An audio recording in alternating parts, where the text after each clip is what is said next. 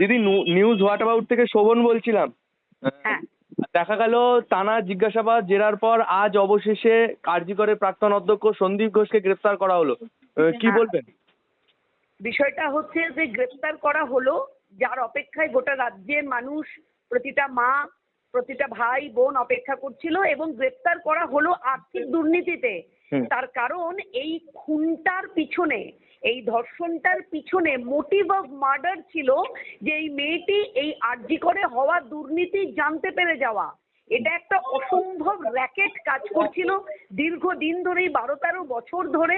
সেখানে আপনি টাকার র্যাকেট বলুন, বডি পার্ট, বিভিন্ন অর্গান বিক্রি হয়ে যাওয়া, জাল ওষুধ, ড্রাগ র্যাকেট, সেক্স র্যাকেট, এটা একটা ভয়ঙ্কর ঘুঘুর বাসা।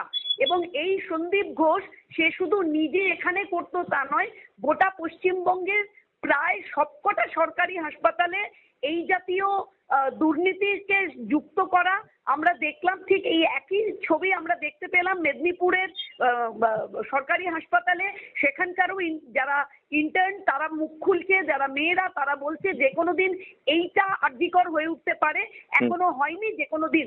সুতরাং এটা বুঝতে হবে যে কেন খুন, কেন ধর্ষণ।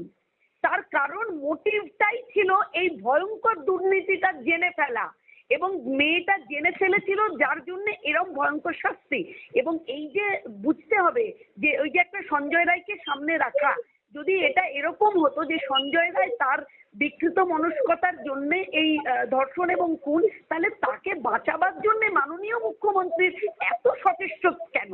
তাহলে তাকে বাঁচানোর জন্য যেভাবে তিনি 21 জন লয়ারকে সুপ্রিম কোর্টে পাঠিয়েছিলেন, তাহলে কি ধরে নেবো যে একটা খুনি রেপিস্ট সঞ্জয় রায়, তাকে বাঁচাবার জন্য আমার রাজ্যের মুখ্যমন্ত্রী কোটি কোটি টাকা খরচ করে কপিল সিব্বলের মতন উকিলকে দিয়ে 21 জন লয়ারকে সুপ্রিম কোর্টে পাঠালেন ধর্ষকদেরকে আড়াল করবার জন্য? সুতরাং পরিষ্কার এটা কোটি কোটি টাকার দুর্নীতি। শিক্ষাক্ষেত্র প্রেসিডেন্সি জেলে শুয়ে পড়েছে, রেশন শুয়ে পড়েছে, এবার স্বাস্থ্য যাবে। আমরা যেমন করে পার্থবাবুকে দেখছি, বালুবাবুকে দেখছি, আমরা অপেক্ষা করছি যে এই সন্দীপ ঘোষের মাধ্যমে আমরা যেন দেখি স্বাস্থ্য মন্ত্রক এবং স্বাস্থ্যমন্ত্রীকে বরাদের পিছনে।